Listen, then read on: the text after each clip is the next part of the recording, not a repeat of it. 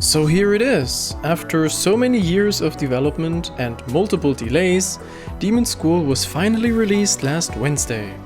The publisher Isbrit Games, I hope I didn't completely butcher that name, was kind enough to provide me with a key so I can share my thoughts and first impressions in this video that you are seeing right now. I've had this game on my wishlist pretty much since it was first announced, and I couldn't wait to finally get my hands on it. As of now, I have played a little above 5 hours or so, and I am ready to talk about some of the things that caught my attention. Beware that minor spoilers will be a part of this video, but naturally, nothing beyond the 5-hour mark will be discussed here. That also applies to the gameplay footage you are seeing right now. With all of that out of the way, let me start by explaining what Demonschool actually is. What Demonschool is, or rather what it isn't, came as quite the surprise for me. When I first saw gameplay trailers showcasing the combat, I was under the impression that this would be a traditional grid-based SRPG with a top-down view, the likes of which we know aplenty. You know, games like Fire Emblem, Final Fantasy Tactics, Tactics Ogre, and so on. This, however, is not really the case here.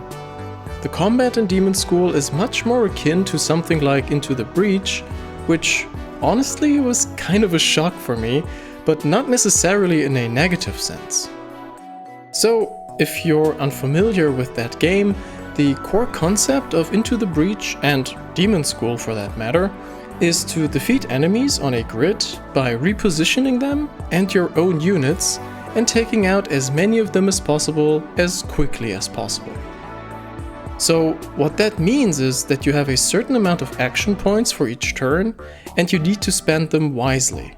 The ultimate goal here is always to clear the field of enemies, preferably within a single turn. So how do you go about that? Well, in the case of Demonschool, you have a character like Namako that can move through a line of enemies, weakening them and pulling them one field closer to you. After that, a character like Faye, the protagonist of this game, can use her ability to strike at the entire line of enemies to take them all out in one hit. Rinse and repeat that until all enemies are dealt with and the battle is won, basically. Demonschool adds some nifty ideas to make battles more interesting. For one, attacking and moving along the field are really kind of the same thing here. That's a little hard to explain, but I'll try. You see, you cannot move your characters freely along the grid of the stage. Whenever you move, you always move as far as possible. So, if the path is clear, you will basically never be able to just move one tile, but have to move as far as your character can, and that is determined by that character's maximum range and, of course, obstacles that may stand in your way. The attack instantly follows your move, so there's really no distinction between attacking and moving.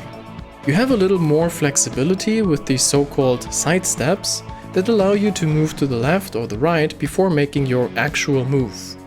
On top of that, with proper positioning, meaning that you have a character at each side of an enemy before an attack, you can perform combo attacks that are extra powerful. Lastly, there are also special moves that you unlock after a while and that allow you to unleash really devastating attacks. As you have probably guessed by now, this combat system makes enemy encounters feel much more like puzzles to solve than actual battles to win. It's all about finding the right combination and order of moves to inflict the maximum damage possible. There are some implications and oddities that come with this kind of combat style. For one, typical RPG elements such as experience points, levels, equipment like weapons and armor, stats, at least so far, none of that is in the game. You do unlock more abilities by solving side quests or progressing character relationships, more on that later, but as far as RPG elements go, things stay rather basic. There is a kind of problem I have with that. You see, conceiving battles as puzzles to solve instead of tactical challenges where stats, equipment, level and so on play a role, is in and of itself a cool concept. The game allows for experimentation, and it even lets you undo your actions by the click of a button. There is a genuine sense of flow when everything works out and you watch the action unfold and you see how the party mops the floor with demons, gangsters and overzealous students. That's cool, and finishing a battle therefore feels intrinsically rewarding. Just like in pretty much any other puzzle game, the reward is, well, solving the puzzle and advancing the game. However, you do fight a lot in this game.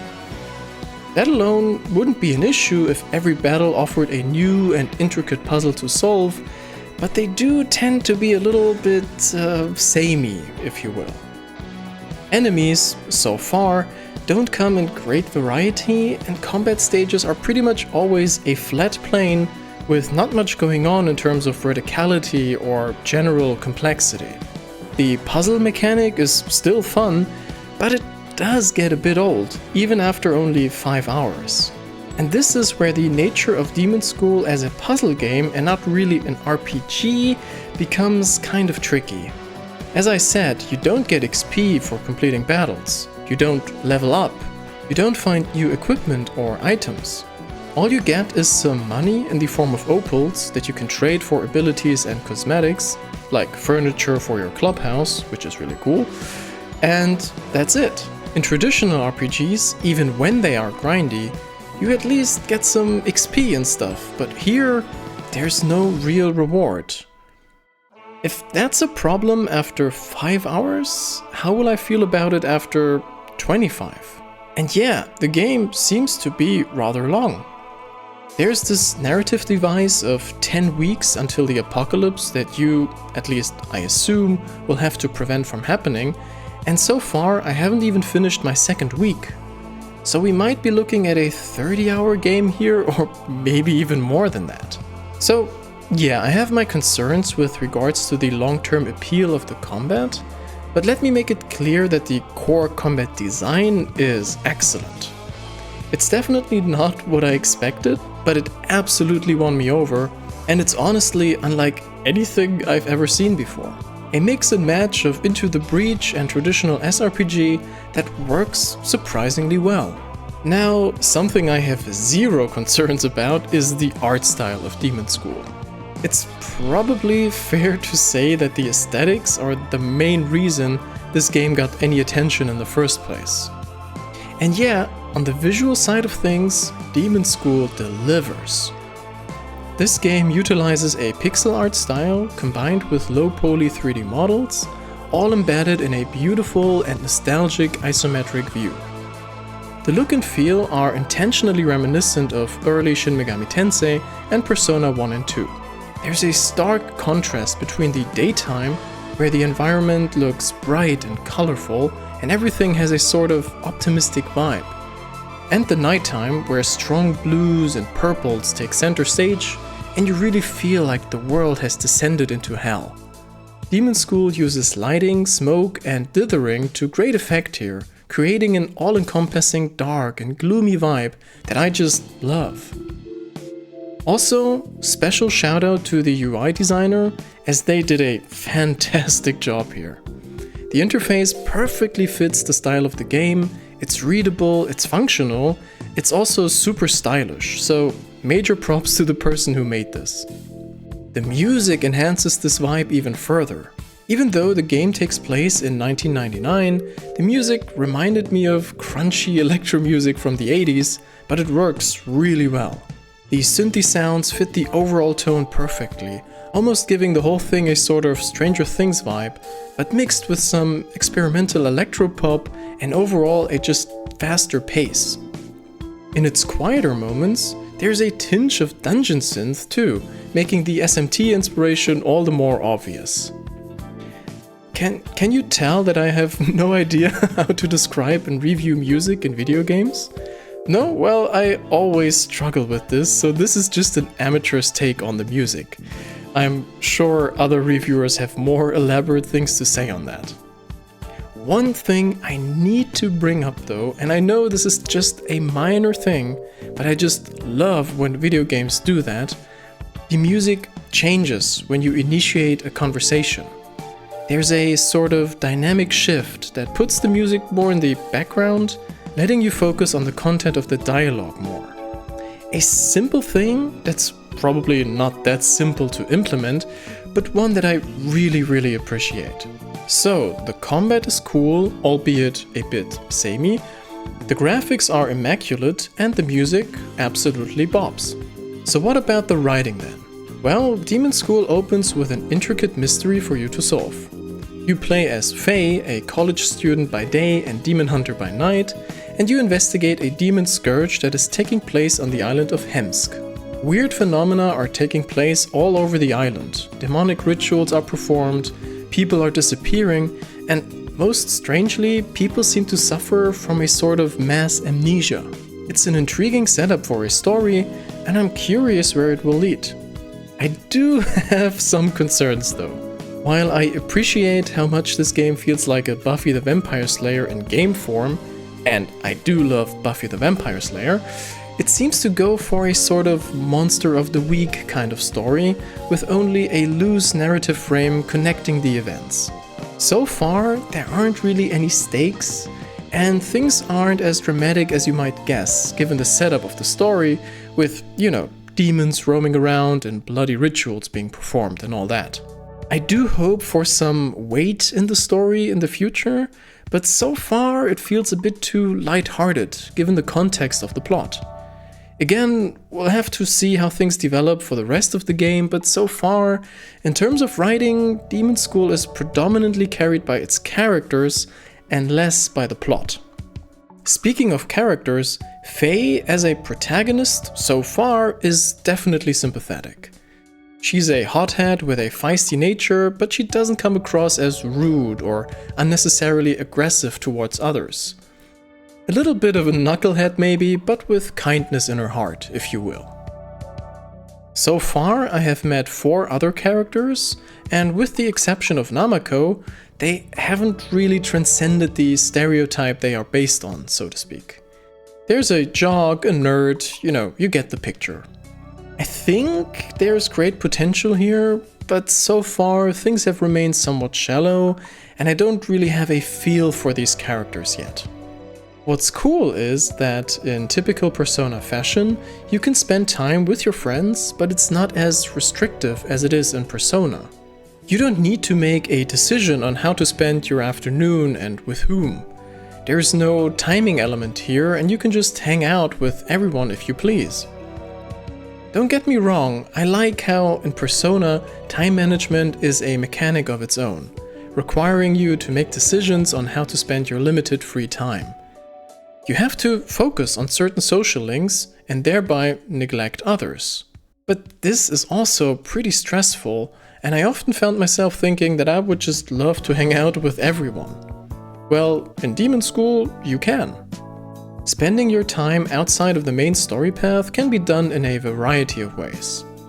Sing karaoke with your friends, go fishing, solve side quests, or finish character-related quests, pet the dog, toss coins into the fountain, or just talk to strangers. There's all kinds of activities here while traversing the island. In terms of location variety, it really does feel like an early Persona game here as well, and not like your typical JRPG. You don't walk around a vast green meadow or a forest, but you are bound to a number of relatively static screens of the school building, the town, and the surrounding areas. While I do hope that we get to visit more locations later in the game, I'm also fine with how things are handled here. It's a smaller scope, it's a small developer too after all, but I'm fine with that as long as there are interesting things to do here, and so far that seems to be the case. I can see, however, how in 20 hours or so, this can become a bit stale. Well, this video is already way longer than I had originally planned, so I'm gonna make the cut here. So far, Demonschool looks really promising. The 90s vibe, the Buffy the Vampire Slayer-ness of it all, the music and the combat are simply peak. When it comes to the writing, I see potential, but also possible pitfalls. I just hope the plot will move in a more interesting direction that goes beyond, oh, there's yet another big demon you have to kill, and oh, by the way, the apocalypse starts in a couple of weeks, please prevent it, thank you. Same goes for the characters that, so far, haven't really shown any sign of development and only occasional depth.